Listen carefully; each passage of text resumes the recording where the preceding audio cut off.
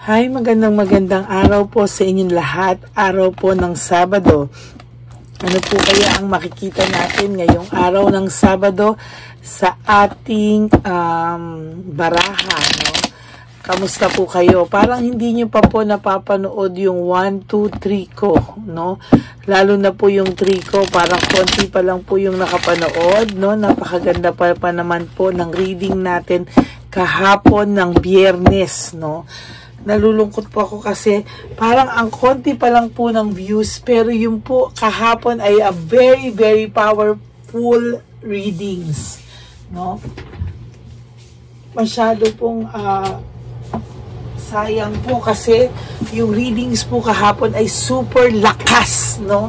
At tatlo po yun na magkakasunod, no? Sana po napanood nyo na po yung 1, 2, and 3 kasi po kailangan po mapanood nyo muna po yung kahapon, ano?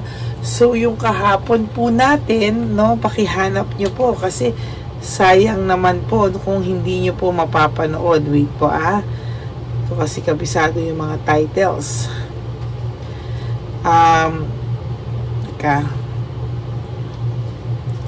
Sayang po yung mga videos kahapon kung hindi nyo po mapapanood. Okay? Ang titles po kahapon ng videos natin ay masasayang posts at pictures, kabaliktaran ang katotohanan. Ano at sino ba ang third party nyo? Ano ang nakaraan niya at pagkatao niya? Third is, ito yung isa sa pinakamaganda, yung third, no? Konting-konti pa lang yung views, pero sobra po itong powerful din, oh. Lolokohin at sasaktan din siya ng third party. Sayang po, no? To be honest with you, napakalakas po ng tatlong videos na to. Even yung nagpe-pretend siya na pusong bato siya, pero sa totoo lang pusong mamon, very malakas din po at ano ang power ng reading na yan.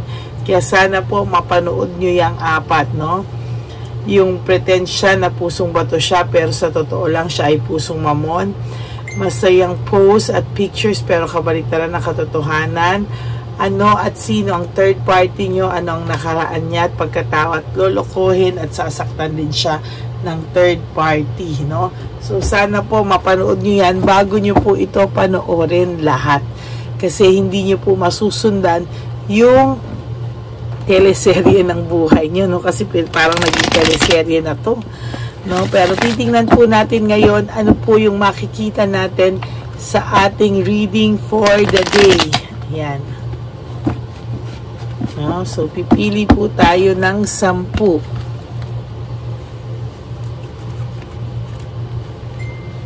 Okay, so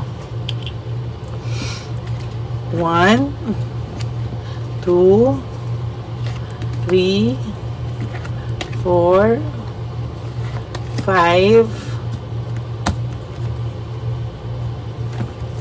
6, 7, 8, 9, and 10.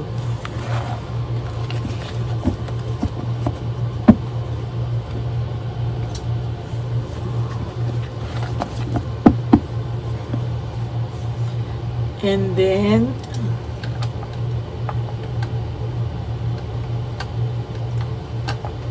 ito po, no?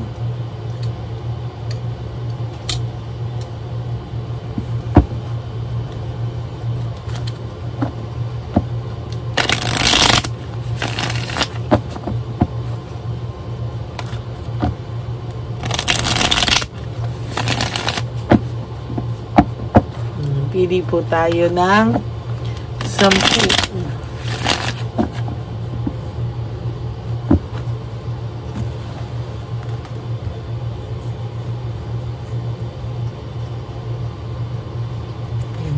One, 2, 3, 4, 5, 6, 7, 8, 9, and 10.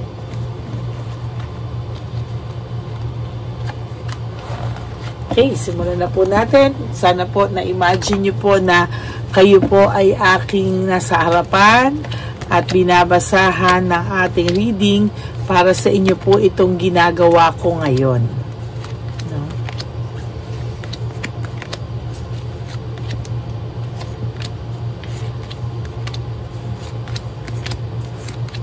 Okay. Game na po tayo. Ano po ang makikita natin ngayon sa araw ng Sabado? So, yung new relationship niya po ay lumalabas dito, no? Lumalabas po na yung new relationship niya parang hawak-hawak niya po yung bigat or pasan po dito, no?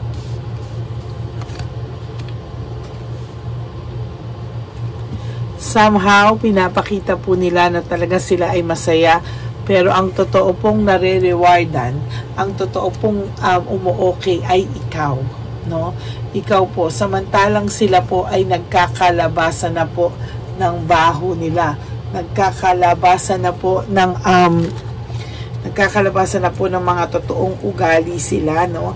Kaya ngayon pa lang po sila nagkakakilalanan. So, ngayon po, nakikilala na ng person mo kung sino at ano pa totoo ang pagkatao nitong kinakasama niya o ng third party niya. No? Saglit po, hindi ko alam ang magiging title sa dami ng emotions na nararamdaman ko ngayon, no? So, ngayon,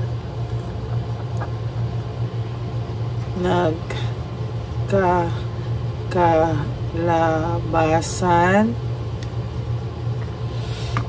na sila ng totoong ugali at mga baho nila. Ngayon pa lang po, no, nagkakalabasan sila kasi patapos na nga po sila sa honeymoon stage nila. Ngayon, ayan na, no? Lalabas na po ang totoong kulay nila sa isa't isa. No? Ayan. Sorry. Pili po tayo ng isa pa. Out of touch. May trickery ba rin pong nangyayari. Meaning, ang tao nyo po at ang wala po sila ngayong pag-uusap masyado. Meron po silang tampuhan na nagaganap. But ang gusto ko lang po iparating sa inyo, no, ay sobra po silang meron po nagaganap na matinding away sa kanila. But somehow, your person and the third party masyado po silang ma-pride at ayaw na ayaw po nilang iparating sa'yo, no? Kung ano man po yung nangyayari. Gusto po nila talagang iparating sa iyo na gusto po nilang iparating sa iyo sa totoo lang na masaya sila, na sila ay okay, na gusto po ni Chabelitang Palaka talagang saktan ka, pero the truth is it's just a trick, oh. It's a prank, parang ganyan, no? Trickery po, no? Very, very trickery po yung nangyayari, no? Sabi ko nga po sa reading kahapon, naging happiness na po nito ni Chabelitang Palaka ang saktan ka, no? So far, wag mo po talagang bilhin kasi nag-e-effort pa tong Chabelitang Palaka na to para po saktan ka, no? Marami po sa inyo nag-private message sa akin na may mga tama ako na may mga pictures na lumabas very recent, pero tiningnan nyo yung mga mata nila, di ba? Hindi po sila masaya, no? Actually, ginagamit po nila yung iba nyong kakilala, iba nyong kaibigan, ibang may connection sa inyo, no, na makarating po sa inyo, no? Hindi po ba kayo nagtataka for some reasons gusto po bakit po talagang pinapakitaan pa po kayo ng mga ganyan o talaga pong ipapakita at ipapadala pa po sa inyo, no? Well, sadya po yun. This is what you call scripted, no? Very, very scripted, kaya wag po kayong magpapadala sa kanila. Ayan po, sinasadya po nila yung mga actions nila. Sinasadya po nila yung mga lalabas, no? At kung kanino po nila ipapadala, kung kanino po nila, sino po ang gagamitin nila para po makita nyo po yung picture nila. Kasi for some of you, alam po na nakablock na sa inyo, no? Kaya po alam po nila kung sino po yung right person para po makarating sa inyo, no? At talagang ito naman pong ibang person, okay naman sa kanila, no? Hindi po nila nakikita na gusto lang po iparating sa inyo para saktan kayo, no? Very naive, no? Gusto rin pong malaman na nakikichismis din po kasi yung mga nagsasabi sa inyo, no? Hindi po lahat kaibigan nyo, kaya mag-ingat po kayo, ha? Mag-ingat po talaga kayo kasi sa totoo lang po, ayan, no? Talaga pong sinasabi ko po sa iyo, no? Masaklap po ang pagkainggit sa iyo nitong third party nyo. Kaya talaga pong lahat ay gagawin niya, oh. Yung person nyo naman po ay hindi naman po makapagdesisyon kung ano po ang gusto niyang gawin sa buhay niya, no? Naiirita po ito sa current partner niya, pero parang pinaninindigan niya po, no? Kasi parang sa kanya, wala na nothing to lose na. Pakiramdam din po nito may iba na kayo, no?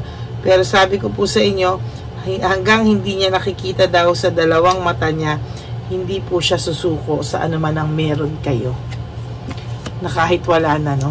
Pinapanish na po ito, kinakarma po ito, sobra po, no? Yung sabi ko nga po sa inyo, si Chabilitang Palaka, isa sa pinakamalaking karma niya. Pero ayan po, kitang-kita niyo po sa baraha, kinakarma na siya, punishment, pero may excess pride pa din siya, oh. May pride pa rin siyang pinanghahawakan, no? May pride pa rin siyang pilit na itinatayo, no? Ano ba naman ang makukuha sa pride, no? Ayan, oh, sobrang stressed and burnt out siya sa pangyayari. Bakit? Ngayon niya po nakikita na hindi po yun yung totoong pagkakilala niya kay Chabilita, ang totoong ugali ni Chabilitang Palaka. Ngayon po nagsisingkin sa kanya, naririnig niya po ang mga salitang lumalabas sa bibig ni Chabilitang Palaka na ang sasakit, no? Kaya po somehow iniiwasan niya pong magkaroon ng conflict dito kay Chabilitang Palaka kasi sobra po ang bibig nito, no? At talagang kayang-kaya po nitong manugod. Kahapon po, no, sa mga hindi pa nakapanood dun sa second reading of the day ko ng Friday kahapon, siyan po in-explain ko sino ba si Chabilitang Palaka, no? O si Shokoy. Ito po, oh, wala po silang katahimikan. Kahit anong gawin nila, wala silang resulta. Kung may business po sila, trabaho po nila, magulo po as of this very moment.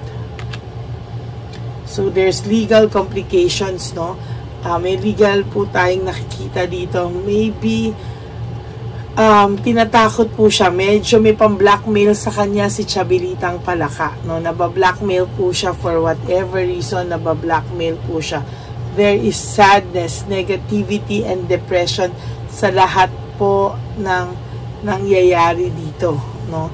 As a matter of fact, nagkikreate po ng depression and sadness sa kanya yung pagiging negative ni Chabilitang Palaka, no? He wants to be free and to explore, no?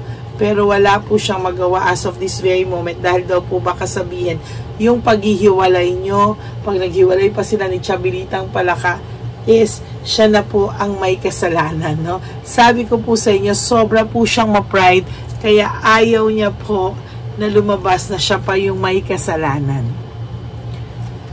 Wala po siyang control. Gusto niya pong hawakan in direksyon at control ng buhay niya. Pero sa ngayon po talaga, sabi ko po sa inyo, gumigewang-gewang po, no? This is a roller coaster ride for him. Magulo po ang sitwasyon na pinasok talaga ng ex mo. Very greedy ang partner niya ngayon. Malayong-malayo po sa iyo, no? Yan po yung pagkakamali niya, no? Yan, no? Ikaw po, tuloy mo yan, yung pagre-recover mo, yung improvement. Malaki na po ang improvement mo from day 1 na nagtatry ka pong nagtatry ka po talagang adjust sa buhay mo, sa bagong buhay mo, nagtatry ka mag-recover from all this mess. Malaki na po, and I'm so proud of you. Tuloy-tuloy mo lang po iyan. Malaki na po yung in-improve mo from the first day na nag-decide ka pong kalimutan itong tao na to.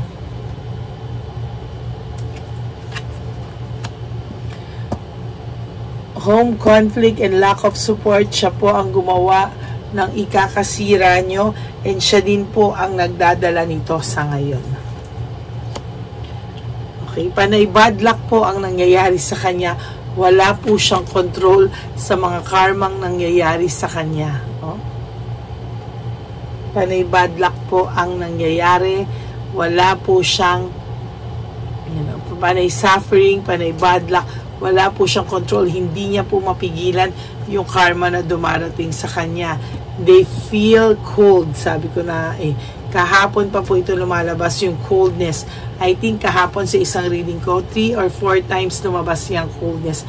May nagaganap po na away sa kanila right at this very moment.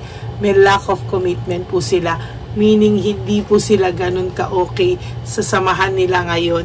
But they are trying to let other people know na sila po ay going strong and etc. No? So, wag po niyong bilhin.